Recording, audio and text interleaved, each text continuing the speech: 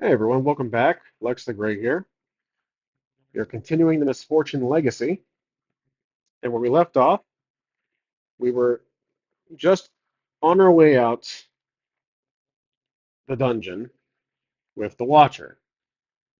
He's in the final room right now, and as you can see, there are some updates I made to the map, or I created a map of the location list.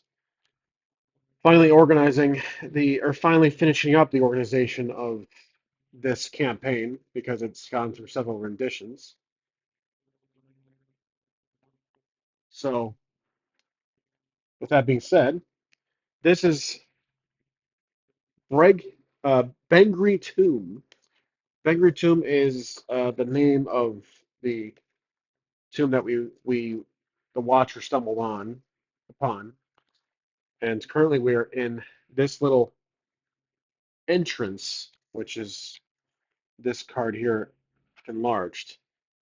So for this episode, today's challenge, I will be attempting to use the the Mythic Game Master emulator 2E the second edition cheat sheet. So I ordered the hard copy for this of GM Emulator second edition.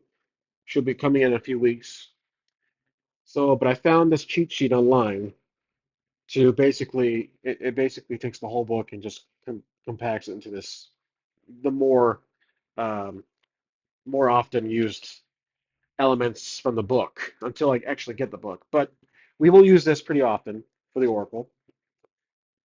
And to show you what I've done as far as finishing up or getting the foundation started for my folder, this campaign is called the Misfortune Legacy, but it does take place in the world of Exeter. So this is a long coming name I wanted to use for this campaign. Exeter was a separate campaign, a separate world, but I brought it into Bethermule, which is now an island. It's a very, very large island. Let's get a little closer too. So this is Exeter, the region of Exeter. It's a large island, like I said. So here in the north, we have the North Sea. We have the Vilewater Coast, Southern Waters, the Phantom Gulf, and then the island itself has a handful of locations. We have the Capex Waters, which is this little bay area. We have Cram Bay. We have the Moramine Drylands, which is a little desert region right here. We have the Tribune Grasslands, which is just on the south portion of the map. Ember Lake, which is right here in the middle. There's the capital, Bethermule. We have the Pantheon Forest, which is right up here where our adventure started way back in episode 1. And Terran is right here. North Rock, Bellhop, Temple Legion. We have the Nethio Range, which is just the mountain range that most of the last adventure happened. We are currently right here in this cave. As the Watcher was traveling south to the capital, we stumbled on. I'm sorry, not cave, the tomb, which is let's see, K10. This is all very random. So K10 is right here, the Bangreek tomb. Bangri is a working title. Well, it might change, but I did make up other locations to finish the map. So we know these four here, or these five, but there's a little location right here that's new. This is on K20. K20 is going to be, let's see, oh, the Watchtower. It's just a Watchtower. Then there's this location right here. Let me use a pen just to kind of give you guys a better guide. So this location just south of the capital, which is on O13. O13 is going to be on the second page here, the Arrow Stronghold. Then there's a town right over here in the very west center on N4. N4 is the Athlon town, or Aplon, that's just a town. There is this town, there's a location right here in the Mormine Drownlands. U5 is going to be Torf, it's a town. There's another one right here on X9. X9 is going to be Oak Heights, it's a village. There's the Tribune. Right there, there's an island right here called the Whisper Island. It has two locations of interest. There is this dot right here, which is W21. W21 is going to be Picario, it's a town. And there's, I think it's a temple right next to it on X 20.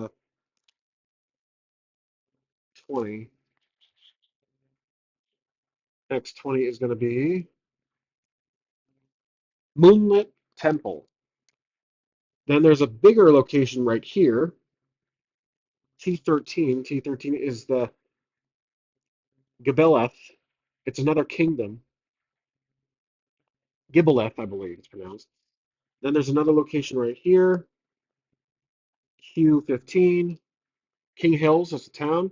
There's another location right here, which is S20. S20 is going to be, I think that's actually Beacon. S20, or I'm sorry, S19. That's why I didn't see it. S19 is going to be Darko Prison. It's a prison. And there's a cave right here, P15. P15 is going to be Red Claw Cave. And I think that's it. Those are all the points of interest on this map.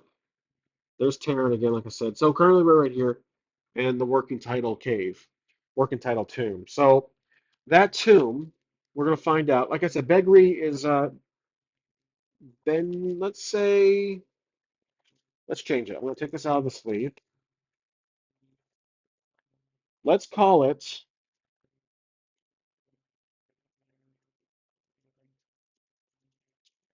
Benji. I know that's ironic, but we'll call it that. Back of the sleeve here. So Benji tomb, like this. There we go. And then I have to kind of modify. This is there we go. K10. As we discover locations, as this campaign rolls along, I will add these little mini maps or these enlarged maps for each location we visit. So once we get to the capital, I'm going to have to kind of draw out the capital or a really rough sketch of the capital. So let's begin. Let's continue. We are in the Benji cave, Benji tomb, and this is the right side up. We're speaking to the mysterious white wolf right here, and we encountered it. So we're standing. Oh, yeah, where's my figure? Here he is. We're standing. The Watcher is back in the entrance, hoping to get out of here because there's that giant spider. That let's get to the map that we left off. There it is. So we left off right here. There we go. There's that giant spider. That's still slumbering. We're lucky to get past. And Benji is looking straight into the eyes of once again the white wolf that faded in as he entered the room. So let's ask some questions to the Oracle here. Let's get to the Mythic here. So Oracle, what should be our question? Does the white wolf speak first? Because the white wolf has spoken to us, I believe, a couple times already. So we got the D100 ready. Now the fate chart is something haven't used before. I don't believe I recall using it, and it's a 9. There's a chaos factor of 9. So I'm going to try to follow that. I'm going to try get like a kind of practice for when I actually get the book. I'm going to use a 10-sided die to. Well, actually, you know what? Let me get a different die. There we go. So this die will represent the current chaos factor. Now, I believe this works based on default 5. I'll try to keep it in the shot for you guys so you can kind of see it. You start here in the middle of the fate chart. And I believe if I have this right, it's similar to the one-page mythic that I've often used in the past. The higher the number, the more chaotic things are. So I'm sorry, the lower the number. So to the left, stage left is chaos factor 1. That's where the chance of yes is far less likely. If things get more laxed to the right, then you have a better chance of getting the yes you want. So even on impossible, there's still a range of yes between 10 to 5. Now I think there's a couple of catches here. You roll over the chaos factor, it's expected scene. You roll odd, 1, 3, 5, 7, 9, it's an altered scene within the chaos factor. Again, this will take me a second to get used to. An interrupt scene, you roll even within the chaos factor. I'm guessing roll over the chaos factor is when you roll within the yes range. Because I think you typically want to favor these questions as a yes in favor. But rolling over the chaos factor, I'm thinking is this way to the right. Perhaps. Again, it's a little confusing to me, but I might not follow this often. We'll figure it out as we go. But my question for the Oracle is regarding the White Wolf, if he will speak, or if it will speak to us. Does the White Wolf speak first as the Watcher looks straight into its eyes? I'm going to say it is very likely. Currently, the Chaos Factor is 5. So we're looking to roll within 15 through 75 or less. 1 through 55 is a strong yes, I believe. So here we go.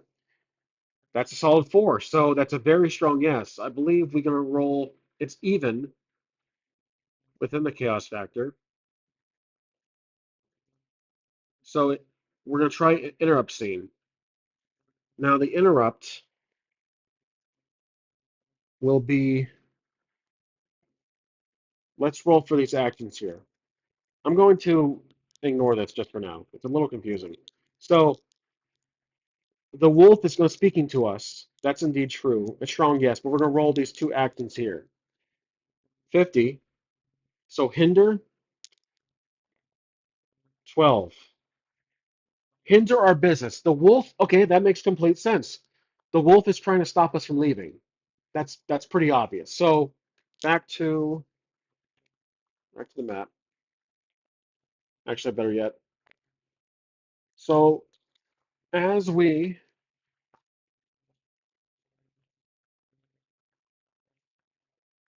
there it is.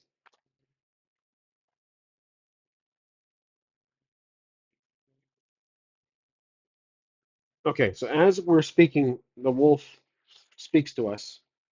It tells us in its usual disembodied voice that we cannot leave as we possess the claw.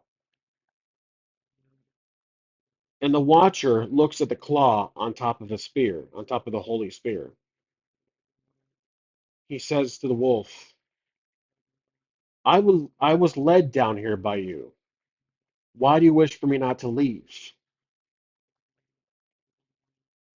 I was expecting this to be the final task of this tomb. So he's a little confused. The wolf doesn't want him to leave because I believe that this part's a little confusing to me. I'm trying to figure out why the wolf doesn't want the watcher to leave. Now I'm thinking that the wolf wants to challenge, perhaps. That could be a question for the Oracle, actually. I'm thinking this could be a question. So, does the wolf. Okay, here it is. The wolf wants to test the Watcher now that he has the claw. He has the Holy Spirit, the claw edition module. He wants to make sure that we are worthy enough to wield such a powerful weapon once we find the gem. So the wolf, I go back, I'm going to take a step back here. The wolf says you cannot leave just yet. You must test yourself if you are worthy of wielding such a weapon. And now the Watcher, again, replay, looking at the claw, realizing that it's not a completed weapon. He says, the Watcher asked the wolf, are you saying that I'm here to challenge you? So, are we here to challenge the wolf? I'm going to say 50-50 on this. I don't think, I just don't know. So let's see, 50-50, chaos factor 5, 25. That's a yes. We are here to challenge the wolf, or we are going to challenge the wolf. Okay, so let's see. The wolf, let's roll on the actions table. So we are going to challenge the wolf. Let's roll again. Just then we're rolling out. There we go. 15. Break. Okay, so that does make sense to me. One more roll. 25. Break the enemy. I'm sorry, look at the wrong one. Yeah, let's do break the enemy. So the wolf is saying that you must break my bond to this holy place and set me free for you to leave. So the watcher has to fight the wolf to break the spirit, as he says he is the guardian of the spear. If you are worthy to wield it, you must defeat me and free me from this curse. Do you accept my challenge? And the watcher obviously will accept the challenge. And I forgot to heal him based on, oh, you know what? Nope, he's hurt. Okay, so the watcher is thinking about it. He says, I have been through quite enough today. I believe I am not in my best condition to fight off an entity such as yourself. Now the wolf looks, he sizes up the watcher. He acknowledges that the watcher has dealt with some obstacles. We haven't, again, explored the whole dungeon, but we didn't fight that large spider. So again, that was a huge pass. The wolf acknowledges that yes, you have been through quite a bit today, but I will heal you if you agree to fight me. And the watcher thinks about it, and he agrees. So the wolf suddenly the room lights up, and the watcher feels a very calm wind pass through him. He feels very like he feels very youthful. So he gets healed with a sudden flash of light up to 6. Again, the wolf is not an enemy, but he is tasked to protect the spear and must have it leave this place. The claw must leave in this manner, as the wolf has been cursed for however long the wolf has been here. So now ready to fight, the watcher grabs the spear, and the wolf tells the watcher, even though the spear is not complete without the gem that you seek, it is still a formidable weapon. And the weapon starts to glow red. There is a flame appears at the top, as in where the claw holds the flame, as the watcher grips it tighter. So I'm going to give him a temporary spell called Blinding Flame,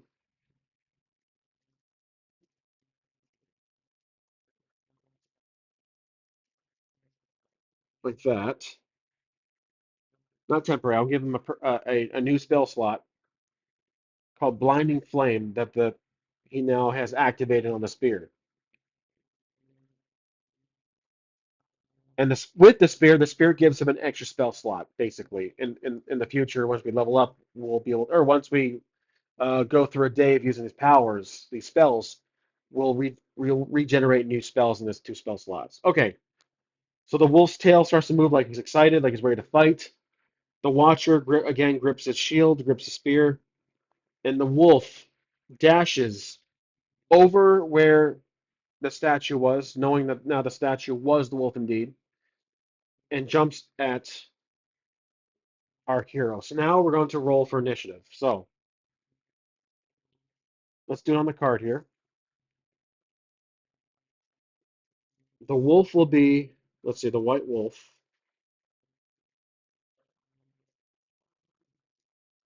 We'll give him a hit die of 2d6, like the others.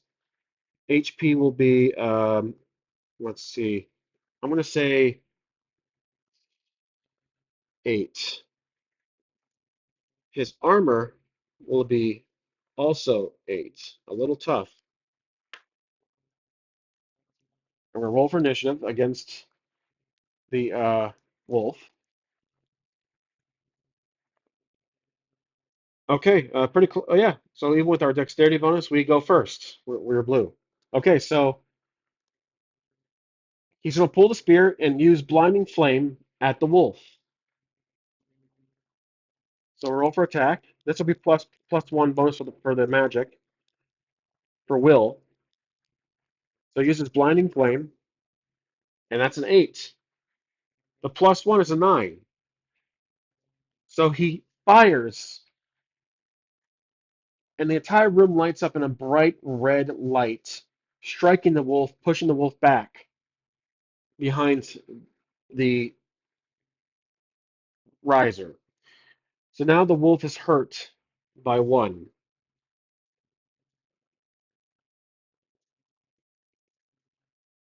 The wolf roars or howls and runs around the statue right here and attacks the Watcher. Now we'll roll for the wolf. Oh yeah, I forgot we need to there. Okay, and it does indeed hit us. We have 9 armor, so that's going to be it's 11. That's 2 damage. It's pretty good roll for the wolf. So we're back to 4. I forgot to remove blinding flame.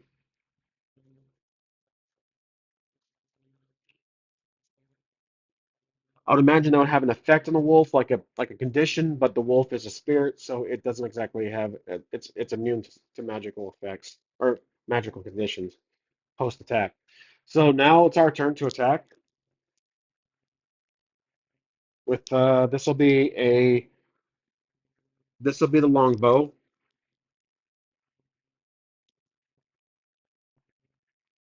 Let's see. We get attack bonus of 1, so that's 6, 7. That's not good enough. Okay, now it's the wolf. Okay, 7, not good enough. Next is the Watcher. We're gonna use the spear. So I'm gonna give him the strength bonus on this one and the attack bonus. So 2. That's a fail. That's a 4. It's not good. Okay, next is the wolf. Going for another strike. That's a 6, not good enough. Okay. Once again, we're gonna use the dagger now. We'll do strength plus 1 and then attack plus 1. That's 2. So that's 4, 5, 6, not good enough. That's what happens when you have a high AR. Let's try the cup. 5, 6, 7, not good enough. A lot of misses. The Watcher's going to move over to their side and use his bow for longer range. We'll get a dexterity bonus on this one with the attack bonus plus 1, so plus 3 modifier. And there you go. So we have 5, 6, 7, 8, 9, 10. Hold on a second. 6, 7, 8, 9, 10, 11. So 11 hit between 8, so that's 9, 10, 11. The bow has a plus 1, so it's 4 damage. Arrow flies to the wolf, clearly hurting it. So 6, 5, 4, 3. Yep. So the wolf is hurt. Now it's the wolf's turn to attack. 6, not good enough. Our turn. Oh, we'll use the bow again. 7 plus the dexterity, so that's 8, 9. Attack bonus 10, and then 11. 9, 10, 11, 12. That's 3 damage. Oh, that's, yep. So 9, 10, 11. That's 3 damage. The wolf has been defeated, giving the watcher here a perk, dexterity, which is usually something you don't do, but I'm gonna give the watcher this one here. So the spirit has been not defeated, but has been pushed back to the front door after seeing it's testing him, not a true not a true encounter, like the fight to the death. The wolf acknowledges you are truly a formidable opponent. What is your name? The wolf asks, and the watcher says, I'm called the Watcher. So the wolf says, we are not done yet. I have one more challenge for you.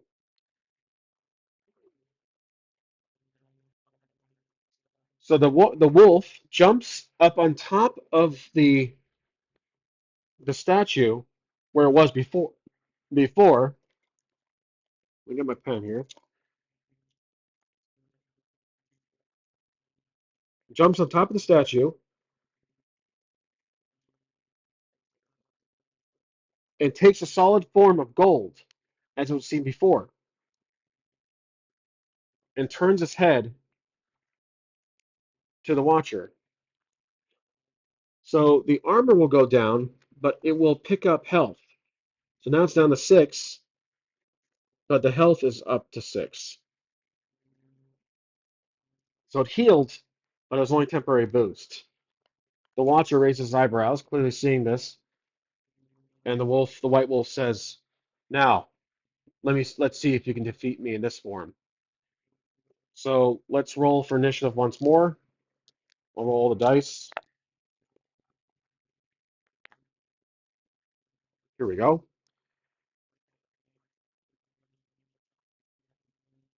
So it looks like that's 6, 5, 6, 7. We won that one. So we attack first.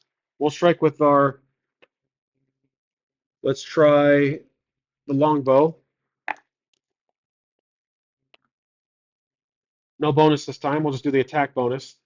I won't not include the dexterity. So +1, 3. So that's 6. It hits. Normally it's blocked, but we have +1 bonus damage. So it's down to 5 now. And also, that lowers the armor.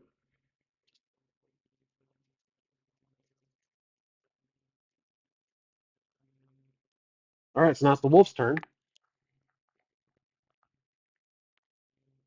6, that's a miss. We're attacked with our longbow once more, with only +1 bonus. Easier to hit, so that's 5 with the +1, and then +1 damage 6. So we're looking at 5, 6. That's 1 damage more on top of 5, so that's 4. 4. Armor goes down to 4.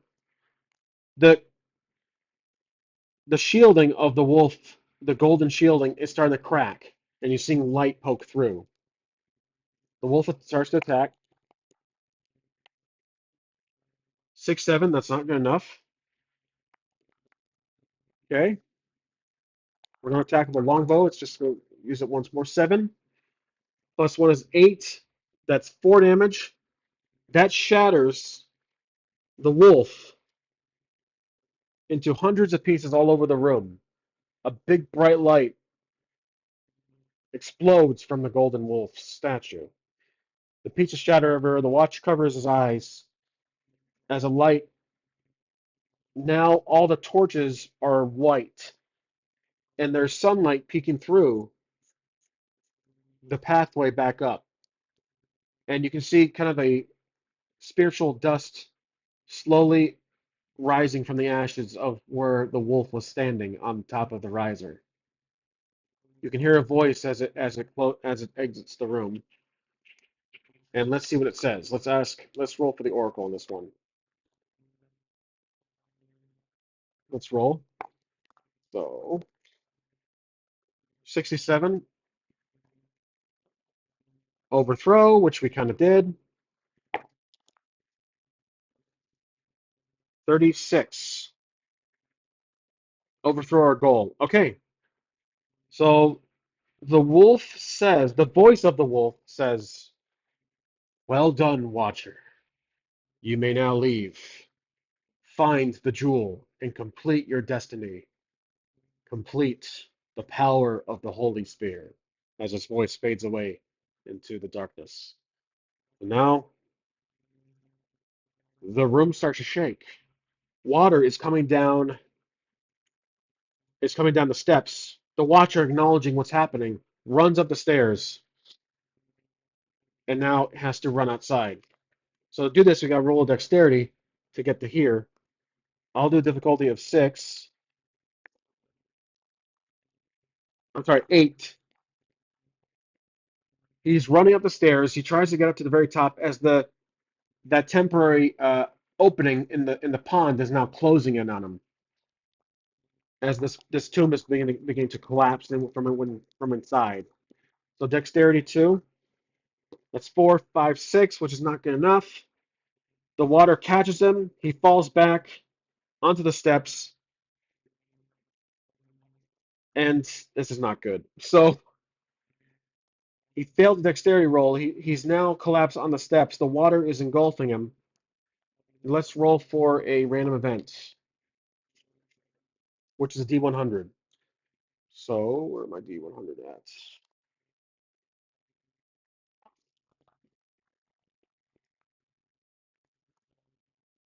12. So 12 is going to be a new NPC. That's perfect. Okay, so here's what happens. Thinking, what would be good at this point? Okay,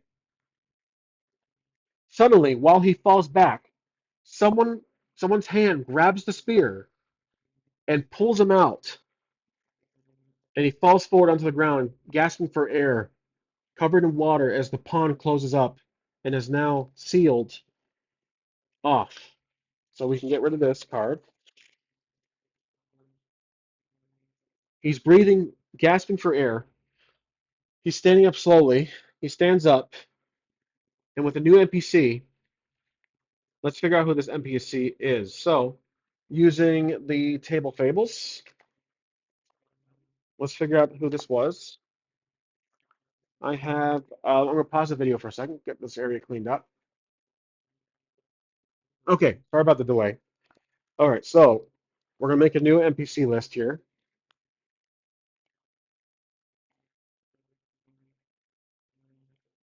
This will be NPC list.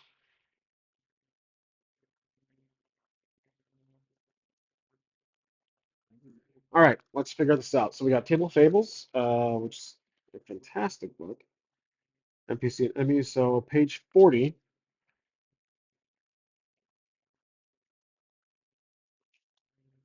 All right, so gender, let's see. Let's put this in the sleeve.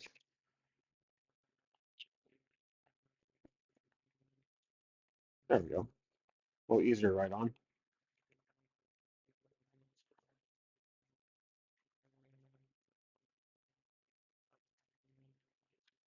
All right, so our character is going to be, we'll roll D4 for gender. All right, 1 is going to be a male. All right, so this will be our first character. Let's see. Male. Age, another D4.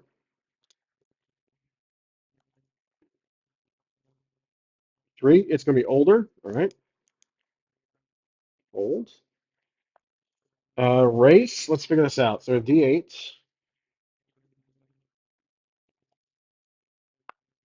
4. Orc. Okay. Interesting. That gives me an idea. Orc. Okay. We haven't really messed with orcs yet in this. I don't think in this world, so that's good.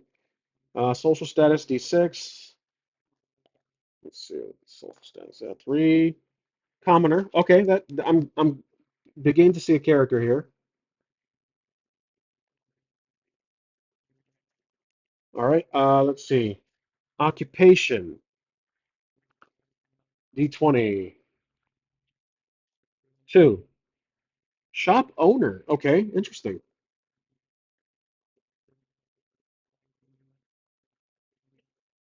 I have a few ideas already. Let's see. Height, alignment. I'm thinking we'll probably choose these ones. Let's see. Height, D8. Seven. Seven is gonna be tall. Okay, or that does make sense. It's tall. He is tall. Alignment. Thinking obviously it's gonna be a good character, a good guy. I'm just rolling in Kate. Lawful good. Yeah, that's what I assumed. So lawful good.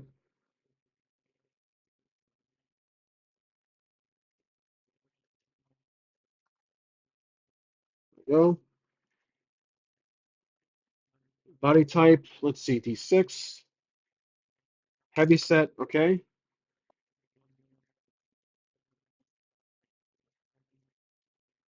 Clothing. Clothing of your trade. Okay, so clothing is let's see, trade clothing.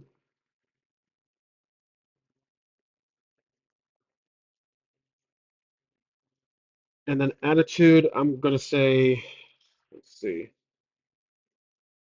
notable features. Really want to build this character up because I feel like it's gonna be a main character. So attitude is polite to polite, yeah.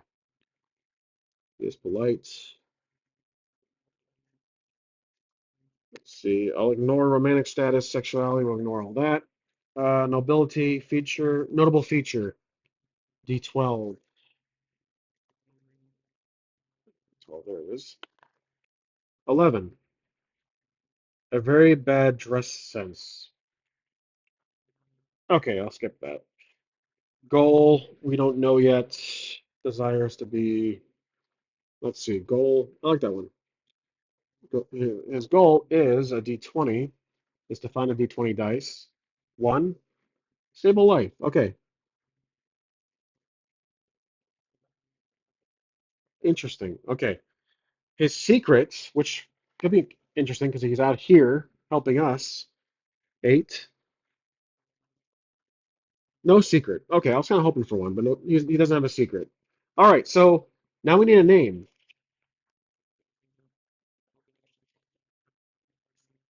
I think there is a name generator here.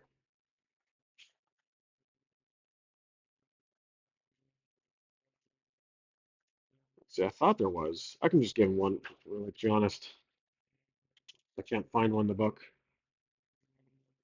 I'll just give him one. We'll call him, let's see, I'll put this book back. Ah, I got one.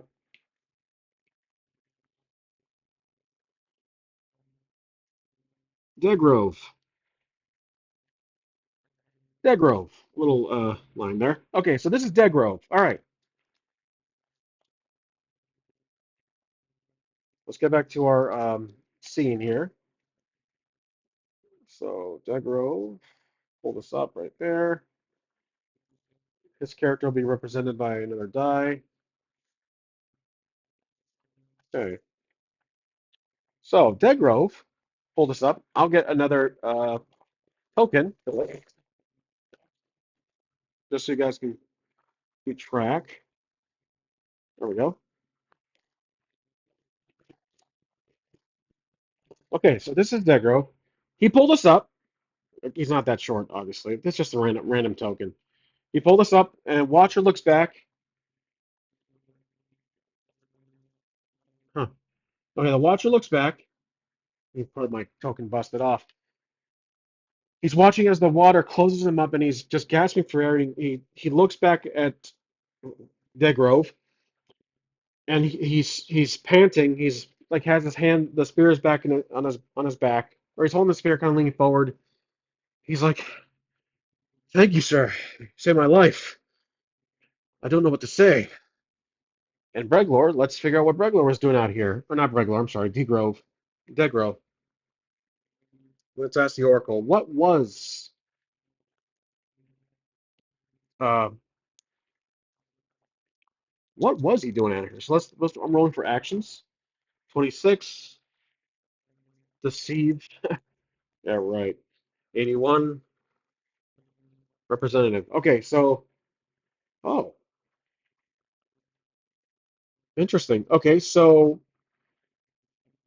Degro introduces himself. He says because he's a shop owner. I'm gonna say he's a merchant because that makes more sense. So because it he's a merchant or he's a vendor. He sells. Let's say he sells what do orcs sell? He sells armor.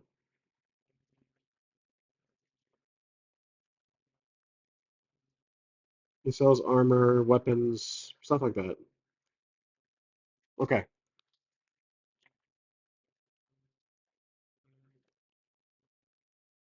So he's a big orc.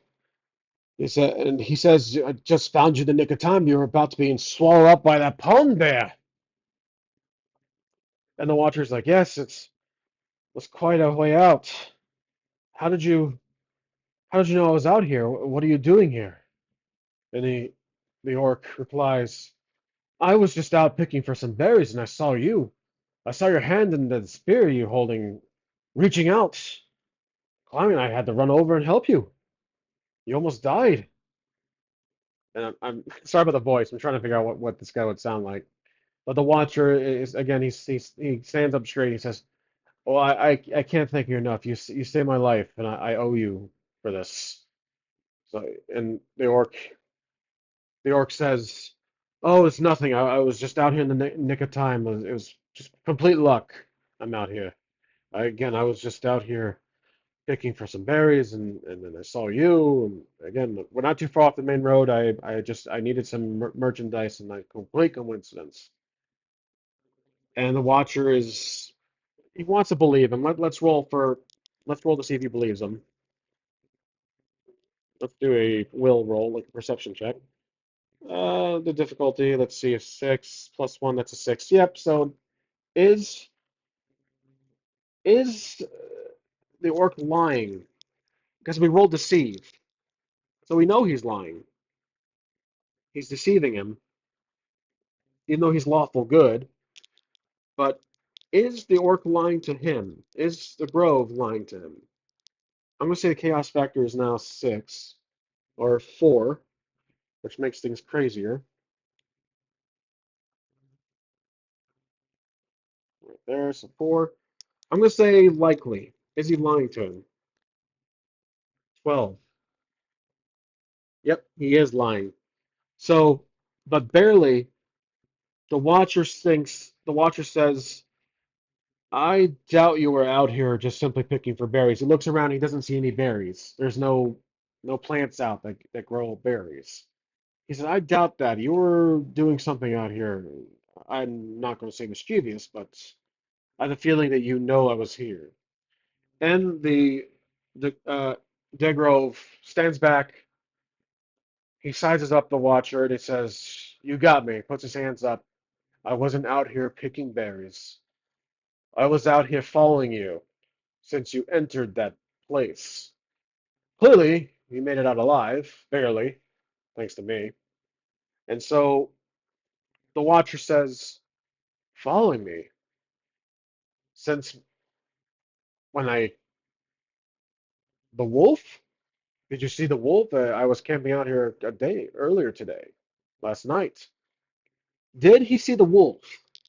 I'm going to say very likely. 78. He didn't. So he did not see the wolf. So that's an odd number, or that's an even number. So he says, "I didn't see any wolf. I just saw you wander in. You looked." Again, I'm sorry that the orc's voice changed, but I'm not. The role playing is again new to it. Not a voice actor, but basically the orc is saying that he saw the Watcher wander in blindly. He walked into the steps. He didn't see a wolf. I've been hiding behind the trees following you. I was wondering what you were doing out here. And I saw you enter the cave. I saw you enter this dungeon. I wouldn't dare go down there myself. I waited out here for a good couple hours until you're sped out, literally. And the Watcher explains, "Yes, I was looking for something and I found what I needed." Now, again, the orc being out here, saving his life, which he's very thankful for, it's still very mysterious. Because I don't think orcs are common up in this part of the land, especially this far up north. Which I guess we are more so um, about halfway. Yeah, we're pretty close. Now, the orc says, "Well, I can show you back to my wagon. I was off the main road when I saw you. Do you need help getting back?" The Watcher is going to say, "You know, I definitely want to leave this area. I think I need to head to the capital. I need to go to the capital." So again, Watcher's still a little flustered, not flustered. He's still a little worn out from everything.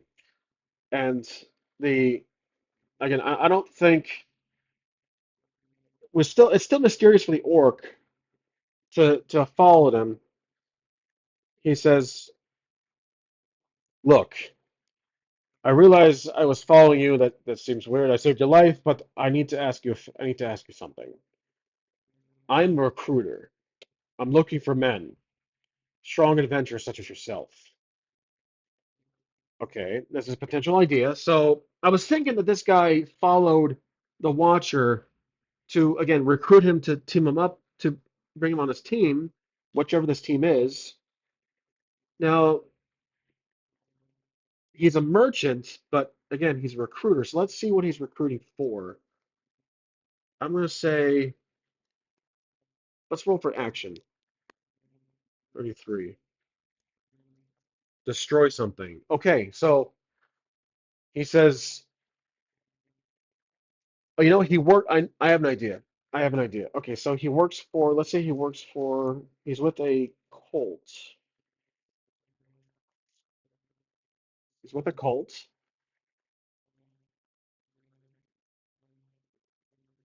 He's a servant, and they believe. Okay, here's what he does. Let's get to. He explains that he works for a secretive organization that uh, is that operates within the capital of Bethermule, and they're looking to overthrow the government for the corrupt king. They are, however, short-handed because their latest attempt to overthrow, they've lost many people. And the Watcher is really confused here. He's not really sure how to reply. He says he was literally on his way to capital to speak to the king, the Royal Alliance, who he's worked with about the spear. So the orc's eyes widen and he says, "You've worked alongside the Royal Alliance themselves?" And the Watcher's like, "Yes, more so parallel with them, not officially with them. It was more of a temporary team up. Me and a dear friend of mine who recently passed were dealing with the Misfits." And the orc steps back and says, "The Misfits. I've heard of them. They stole from me many times before. You don't work for them, do you?" And the Watcher acknowledges that his friend of his, Breglor, once worked but betrayed them, and we did eventually defeat them at the Temple Legion. And the orc is blown away by all this. He says, "You have been through quite a bit. You dungeon diving, you've defeated the Misfits." He says, "What next? You messing with the Danger House or the Goblin House?" And the Watcher shakes his head or nods. He says, "Yes, I've my friend and I have dealt with with the Goblin House." And the orc smiles. He has this big old smile. He says, then you are perfect for my regime. We need more people. You are absolutely perfect. Will you join me? And the Watcher says, your group, how many are there with you?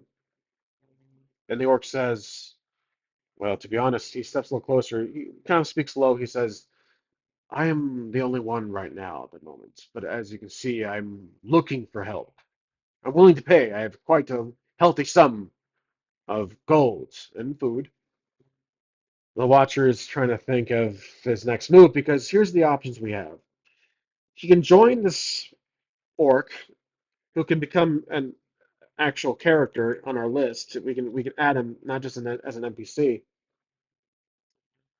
or the Watcher would have to go solo and figure out a way to infiltrate the capital if they are truly corrupt, because he's acknowledging that the if this gem is in the capital, most likely something so valuable would be within the king's quarters. And so the Watcher asks the orc, the Grove, now, if I were to join you, where are you housed within the kingdom?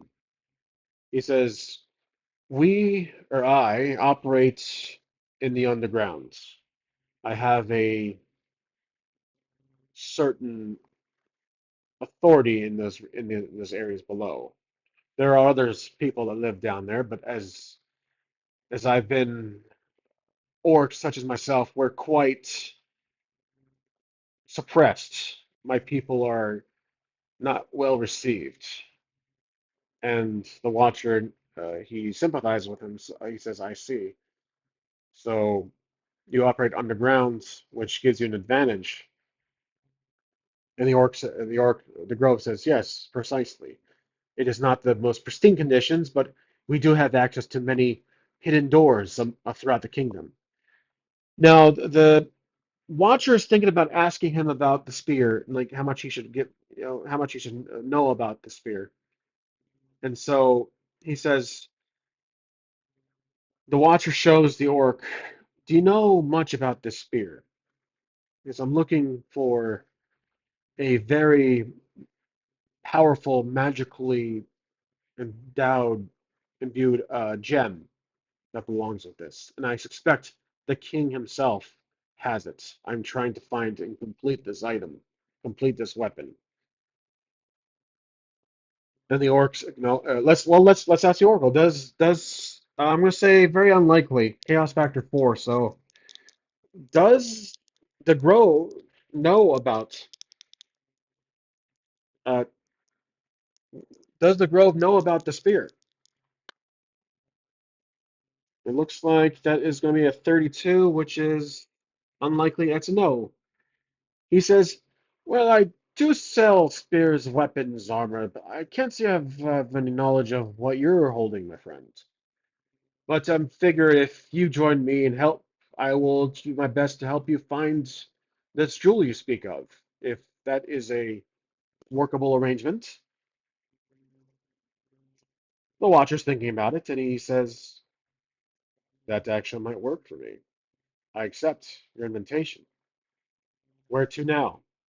The orc raises his hands and cheers. Splendid! This is magnificent. You welcome to the great Avenge. And the Watcher looks at him kind of with an awkward face. He says, it's a working title.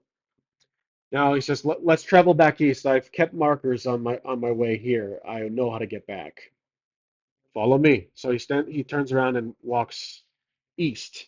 And the Watcher, looking back at the pond, kind of reminisces of what just happened, and then doesn't see the wolf anywhere, so he knows this pond is and the tombstone, the island have sunk. It's just a pond now. There's just fish swimming around. There's no glow.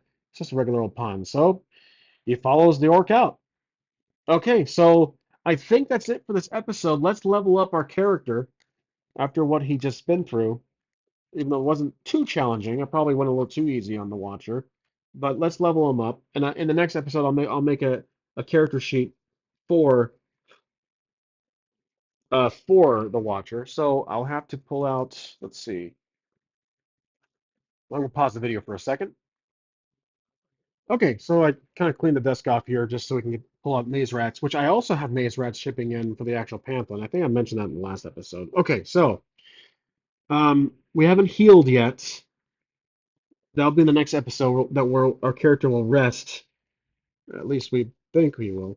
But I added two quests here, so we have complete the Holy Spear, and Rebellion. So Rebellion. So here's the I'm not retconning much, but the Great Avenge is this group that the Grove wants to start to overthrow the king, because maybe the king is corrupt. We don't know exactly yet. I'll be obviously improvising that as we get there. But I'm thinking that the original condition here for the Watcher is that he wanted to get to the capital. He wasn't too sure what to expect. He knows the Royal Alliance does indeed protect the lands, but maybe they do have a imperialistic approach to things. They do have control over the land, and they maybe there is some level of corruption from the king himself, not entirely the guard, but the king perhaps over abuses his power and suppresses the people, like the orc just revealed that his kind is suppressed, and they live in the underground of the kingdom, so of the capital. So perhaps that's why he's starting to mutiny, is trying a rebellion, and he's trying to gather. And they clearly had a previous attempt where they failed. They were slaughtered, killed off, disbanded. How whatever happened, we don't know everything just yet. But that's how I'm thinking is the current condition and situation for the orc, and that's why the Watcher sees this as an opportunity to not necessarily use him, but as a gateway to get into the capital, not to cause suspicion with the spear. So maybe the orc knows a way in to the capital that bypasses the Royal Alliance, because the Royal Alliance, if we just happen to run into the original two that we've dealt with before, they might recognize the Watcher. So this could be a good way, a perk to have as he joins temporarily this rebellion of sorts. So again, it's really up to the Watcher from there. It's up to us, I guess. But now we're level 3, so that's 2 max health. So now we're up to 8. I figure it's a good time to upgrade. Pick one, attack bonus +1, gain a new path, or gain a spell slot. We gained a spell slot from earlier, from just the GM gift from the GM. We can gain an attack path, or we attack bonus +1. Let's do attack bonus. So we'll do +2 now on the attack bonus. There we go. So there we go. There's our character sheet. That's it for this episode of Misfortune. Thank you guys for watching.